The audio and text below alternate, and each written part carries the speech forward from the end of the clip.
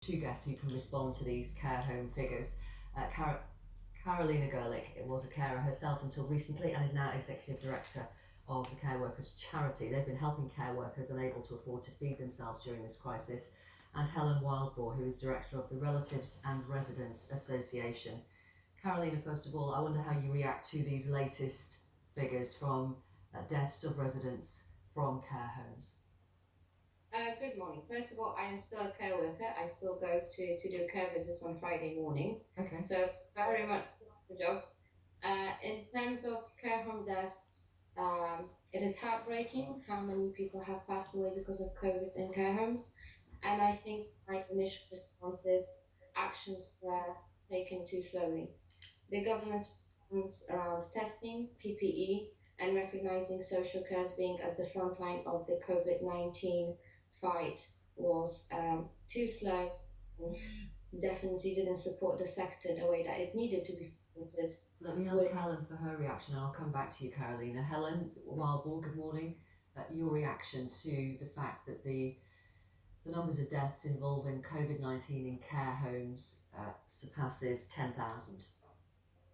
I mean, I would echo that it's heartbreaking and it's a tragic number. And I think looking at the number of excess deaths is perhaps the only way we'll see a more accurate and reliable picture of the true impact of coronavirus in care settings. We've seen problems with reporting on death certificates, as has just been alluded to, in terms of a lack of testing, meaning that the true cause of a person's death, if they did have COVID, may not have been recorded on the death certificate.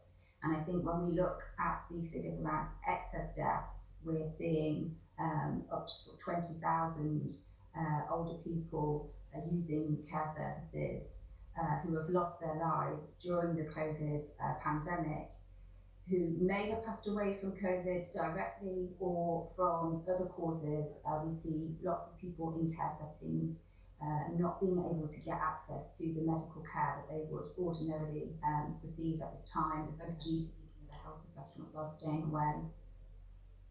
Carolina, I want to ask you, of these thousands of deaths from residents of care homes, were any of them avoidable in your view? I'm sure there were a lot of them that were avoidable. Care workers and providers have been doing their best, given the lack of support to really save people, and they have made personal sacrifices. But unfortunately, because of the lack of certain things in place, the death rate is so high. So definitely avoidable if actions were taken much quicker and if social care was supported the way it should have been. One of the most alarming issues right back at the beginning of the crisis, elderly patients in hospitals being discharged into care homes in order to free up beds for the expected surge in COVID patients. On the 19th of March, NHS guidance said that unless required to be in hospital, patients must not remain in an NHS bed.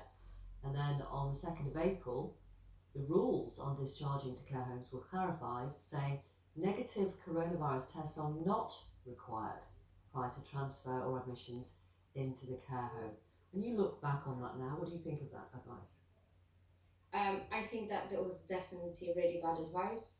Care providers, most of all, have responsibility to people already in their care and staff, and they should have never been put in a situation where they were forced and bullied into admitting people from hospitals where they had no idea and no testing was in place if people were COVID-19 positive or not.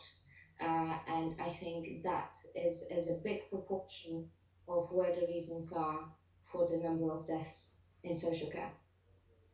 Helen, your helpline is open to those seeking advice about care. What kind of calls are you receiving at the moment?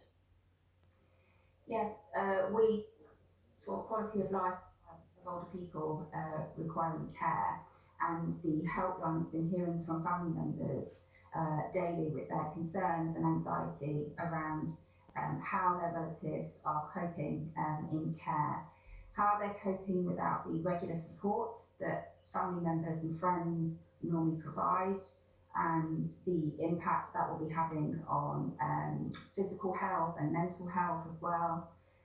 Their relatives are worried about whether they will be able to see their loved ones in care before they pass away. And there's a lot of concern about the how care homes will be coping as staff levels drop, as staff members have to go sick or to self-isolate, how care homes will be maintaining standards of care to make sure that people are still treated in a safe way and with dignity and have good quality care during this crisis. Carolina, when you heard Matt Hancock last week talk of that protective ring he said he put around care homes, what did you think? Well, that definitely wasn't in place, and you can speak to any provider around the country how they've had to work around the clock, and provider associations having to fight for PPE, having for social care to be prioritized on the PPE and on testing, and how it's taken weeks and weeks for that to be recognized and just beginning to be put in place. So, from the information I've been given, I have seen no evidence of any ring fence being put around any facilities in social care. You may have heard, and I certainly see it on social media, some people saying, look, most care homes are private, so they've got the money to sort themselves out. Well, first of all, the reason why most care homes are private is because social care policy has been pretty bad over the last few decades, and the government really has dropped the ball around that, and the sector was forced to go private.